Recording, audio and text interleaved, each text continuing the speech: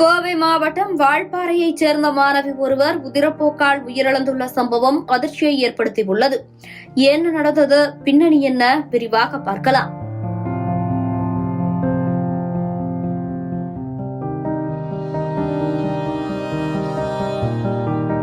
கோவை மாவட்டம் வால்பாறை அருகே உள்ள முருகாலி எஸ்டேட்டைச் சேர்ந்த மாணவி ஒருவர் வால்பாறை அரசு கல்லூரியில் 3ஆம் ஆண்டு படித்து வருகிறார். இவர் நேற்றைய தினம் ரொட்டிக்கடை பகுதியைச் சேர்ந்த தனது நண்பரான கார்த்திக்குடன் அவரின் வீட்டிற்கு சென்றுள்ளார்.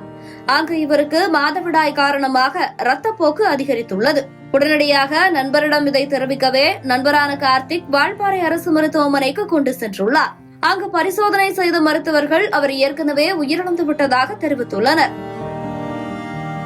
இதனைத் தொடர்ந்து மாணவியின் உடலை கோவை இஎஸ்ஐ மருத்துவமனைக்கு உடற்கூறாய்விற்காக அனுப்பி வைத்த நிலையில் உயிரிழந்த மாணவி உடல்நிலை சரியில்லாமல் இருப்பதாகவும் அதற்காக மருந்து உட்கொண்டு வரும் மாத்திரையினால்தான் தற்போது மாதவிடாய் காலத்தில் அதிக உதிரப்போக்கு ஏற்பட்டு உயிரிழந்திருக்கிறார் என்றும் தெரிவித்துள்ளனர். மேலும் உடற்கூறாய்விற்கு பிறகுதான் உண்மை நிலை என்ன என்பது தெரியவரும் எனவும் காவல்துறையினர் தெரிவித்துள்ளனர். இச்சம்பவம் வால்பாறை மக்களிடையே பெரும் அதிர்ச்சியை ஏற்படுத்தியுள்ள நிலையில் வால்பாறை காவல் ஆய்வாளர் ஆனந்தகுமார் தலைமையிலான காவல்துறையினர் இச்சம்பவம் குறித்து தீவிர விசாரணை மேற்கொண்டு வருகின்றனர். ஏற்கனவே மாத்திரை எடுத்துக் கொண்டு வரும் காரணத்தினால் மாதவிடாயின் போது அதிக இரத்தப்போக்கு ஏற்பட்டு மாணவி உயிரிழந்திருப்பது பெரும் பேசுபொருளாக மாறியுள்ளது.